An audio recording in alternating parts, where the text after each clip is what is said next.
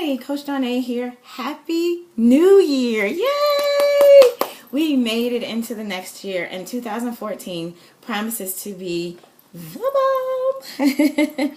I actually was trying to, and I'm playing with my phone here, I'm actually trying to get some information that I wanted to give to you guys and kind of go over the 2014 like pumped up moment for Life in 4G. It actually has to do with my post this morning, and it says, "Good morning, peeps. Good morning, peeps. Welcome to the first Friday of 2014. It is a spectacular day in the universe." And I always say it's a spectacular day in the universe, or wonderful day in the universe, because I feel like every day should be much bigger than the world that we live in. I feel like it should be something that is really and truly taken from a universal perspective, as opposed to an individual, my little box perspective. Because truthfully, like we learned in a couple of lessons before, there really is no box. Now, so it says, what are you expecting? Set your expectations high and do not adjust them to make others comfortable. How many times do we adjust our expectations, what we expect for ourselves, to make other people comfortable with what they expect for themselves? So what do I mean by that? I mean, really and truly, family members, friends, people that you listen to who are really in your ear about your life and your destiny.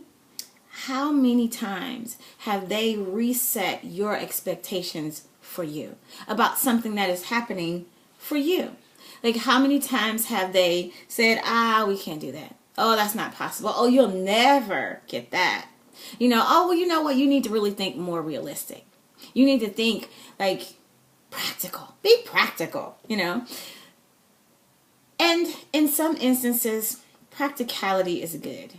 It's very practical to put a Band-Aid on your finger when it's bleeding, as opposed to saying, it's going to stop bleeding, it's going to stop bleeding, when you actually know that the remedy has nothing to do with the Band-Aid. It's just a way to keep the bleeding from getting all over everything else and from getting the cut infected. So practicality has its place, but it doesn't have its place in your dreams.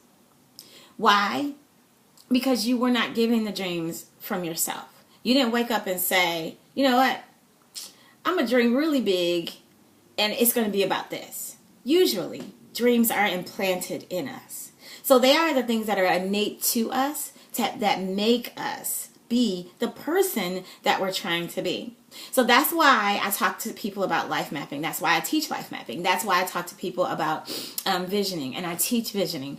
That's why I do goal setting with people and personal mission statements. And those are the reasons why I talk to people about the confessions that come out of their mouth and the things that they need to meditate on so that they can get stronger. All of those things play a part in the dreams that we build. And if we are practical, then there are times when we will miss the blessing of going big or going home. I personally never want to miss that blessing. I can actually talk about, for me, and how I understand that is, I moved to California one day 4 years ago. I bought a plane ticket. Did I have family here? No. I thought I had friends here. Found out that wasn't exactly true. And I thought I had everything I was going to need on the side of it. And it was all supposed to be like easy and smooth and stuff. Well, that's not what happened. Now, reality could have said, get your tail on a plane and go back to Detroit. You've tried it. It failed. We're done. But the truth of the matter is, I wasn't being practical about following the dream that I had. I wasn't being practical on purpose, because I knew that I had done all the other stuff that I was supposed to do to be practical all my life. I have been practical, right? So how many times have you been practical about something instead of dreaming the big dream that you had to dream, and you allowed yourself to literally step back into somebody else's thought about the dream for you? what I call that is lending or borrowing someone else's fear for your life. I can tell you a ton of times that I've borrowed other people's fear for my life. And really and truly, after you've borrowed fear for so long, borrowed fear for so long, you know how you borrow something and you don't give it back? I have a sister. I'm the youngest sister. So I borrowed things. When I was younger, I would borrow things from her. And she wouldn't get it back. that's just how it was for us with sisters. I mean, there were things that she was okay with parting with, but some stuff she was like, give it back. And I was like, oh yeah, give it back to you. Yeah. And eventually I borrowed it and it became mine. I borrowed, you borrow a person's t-shirt. You borrow, you sweat and you're working out and you sweat and you got a friend that you're hanging out with at their house or you're doing something together and you borrow something from them and you don't give it back. It's the same thing with fear. If you keep borrowing another person's fear for your life, it will become your own. And you will not even realize that it was borrowed fear in the first place because it's been so long since you've had it in your life that you breathe it like it's your own. It has become, good example, drug dealers, or not drug dealers, drug addicts. It's been said that, scientifically proven, that when you take drugs for a period of time, the drugs fool your body into believing that it's supposed to be there. And because it fools your body into believing that it's supposed to be there, when it's not there, your body's going, oh, hey, what? And that's what withdrawals are. Your body trying to figure out what the heck is going on with this foreign substance that I have accepted into myself as real and supposed and not real, just real, but not as real, but not only just real. I want to say permanent. I want to say that it's supposed to be here. So like I've accepted it as a part of me. And now it's not here. What the heck is going on? That's what withdrawals are. Withdrawals are your body looking for the stuff that's really not supposed to be there in the first place, that has assimilated itself into your stream. So fear, other people's fear, does the same thing. It is the reason why we look at other people's stuff and say, I can't do that. Because somebody somewhere way back when said, we don't do that in our family. We've never been that. This is not what we do in this city. This is not how we grow up. Or you've adopted that in your mentality yourself.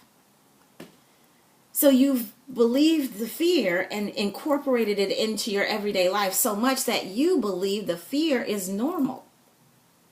And it's supposed to be there. And you actually take it as yourself, your own stuff. And here's the beauty of this whole idea of not adjusting, not assimilating, and having high expectations on purpose. You get to be outrageous. So the next part says, have outrageous faith and expect big results. You know what? The reason why you have to have outrageous faith is because no matter what you think you can do, you can always do more. And if you just set yourself on what you know you can do, if your faith only hits, if my faith only hit, I am an interior designer, I would never be talking to you. I would never be helping a bunch of other people. If the president's faith only hit, I'm a senator, we would not have our first black president. If Gandhi's faith only said, I can get peace in my area, right here, in this little neighborhood that I live in, India would never have been affected by so much change so far and wide. If Mother Teresa had just said, I have faith to help these women right here, do you know how much love would not have been spread across the world? So I'm sure that when she started loving people, she wasn't thinking, I'm going to love these people right here and I'm good with that. She was thinking, man, I want to love these people. And I want to love these people more. And oh my gosh, these people over here need love. And oh my gosh, look at these people over here. I can actually expand my love to touch everybody. And that's what big dreams and big expectations are. Push yourself to get the best of everything that you are in 2014. Start it. If you can't actually get it, start it. If it doesn't finish in fruition in 2014 and it takes you to 2017 to get it, start and don't stop. Run and don't quit.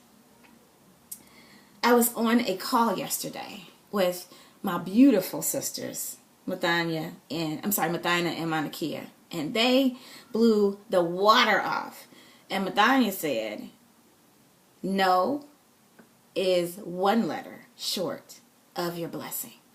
You need to do it now. You don't need to quit. You don't need to give up.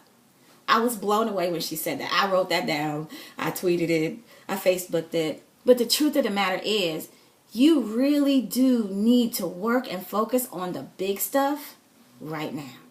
Never stop going for what you are supposed to go for. It says you are equipped. You are ready. You have what it takes. So expect and move. Expect and move. Because 2014 is the year of abundant showers. So you know what? Have you ever seen a downpour? Like, have you ever been in a torrential downpour where you couldn't see and you were driving and it was all over the place? Okay, right? And you couldn't see and you had to pull over. We used to have to pull over under the viaduct, under the overpass, because it was raining so hard, you can't really drive in it. That kind of rain is the abundant rain that's coming for 2014. I feel that so prevalent in this time in my life. And if I feel it for me, I know God is no respecter of person, so it's got to be for you. You know, it's got to be for everybody. So expect the rain and prepare to get soaked. Like, get your raincoat, but maybe you might not want to get the raincoat. Maybe you actually might just want to dance in the rain in your underwear. But however the rain happens for you in your world, prepare to be excited about the abundance. And that only happens with crazy faith. So this is the year of abundant rain through crazy faith. So, back to the basics of what I do and who I am and what I say. And the cornerstone of my existence is life in 4G. Life in 4G is living in God, living a life of giving, living a life of gratitude, and living unapologetically in your greatness. Let's hit it, peeps. It is 2014. Expect abundant rain. Bye.